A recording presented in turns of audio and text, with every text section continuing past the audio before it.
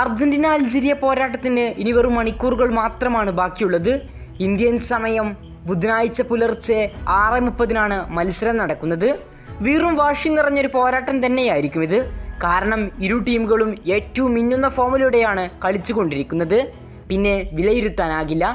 കാരണം ഫുട്ബോളിൽ ഈ ലോകകപ്പിൽ തന്നെ ഒരുപാട് അട്ടിമറികൾ നമ്മൾ കണ്ടതാണ്. പല കുഞ്ഞന്മാരും വമ്പന്മാരെ പിടിച്ചു കെട്ടുന്നതും കണ്ടതാണ്.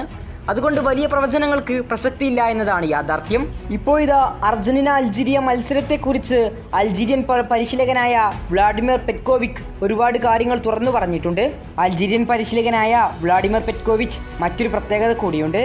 സ്കലോണി കളിച്ചിരുന്ന സമയത്ത് സ്കലോണിയുടെ പരിശീലകൻ കൂടിയായിരുന്നു ഇദ്ദേഹം. സ്കലോണി ലാസിയോയിൽ കളിച്ചപ്പോഴാണ് ഇദ്ദേഹം സ്കലോണിയുടെ പരിശീലകനായിരുന്നത്. അദ്ദേഹമാണ് ഇന്നിപ്പോൾ അൾജീരിയയുടെ പരിശീലകനായി നിൽക്കുന്നത്. മത്സരത്തിന് മുന്നോടിയായുള്ള പ്രസ് കോൺഫറൻസിൽ അദ്ദേഹത്തോട് ചോദിച്ച ചോദ്യമായിരുന്നു അർജന്റീൻ സൂപ്പർ താരമായ ലിയോണൽ മെസ്സിയെ തടയാൻ പ്രത്യേക പ്ലാൻ വല്ലതുമുണ്ടോ എന്ന്. അതിന് അദ്ദേഹത്തിൻ്റെ മറുപടി ഇങ്ങനെയായിരുന്നു: ഒരു താരത്തെ പ്രത്യേകം തടയുക എന്നുള്ള പ്ലാൻ ഞാൻ ഒരിക്കലും ഉപയോഗിക്കാറില്ല. ഞാൻ ഇതുവരെ ഒരു മത്സരത്തിലും അങ്ങനെ ഒരു പ്ലാൻ ഉപയോഗിച്ചിട്ടില്ല.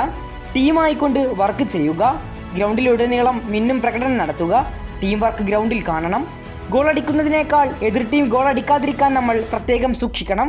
അർജന്റീനയ്ക്കെതിരെ നിങ്ങൾക്ക് വിജയിക്കാനാകുമോ എന്ന ചോദ്യത്തിന് അദ്ദേഹത്തിൻ്റെ മറുപടി ഇങ്ങനെയായിരുന്നു: ഞങ്ങളല്ല ഫേവറേറ്റുകളെന്ന് ഞങ്ങൾക്ക് നന്നായി അറിയാം. പക്ഷേ വിജയം ഞങ്ങൾക്ക് നേടാനാകും.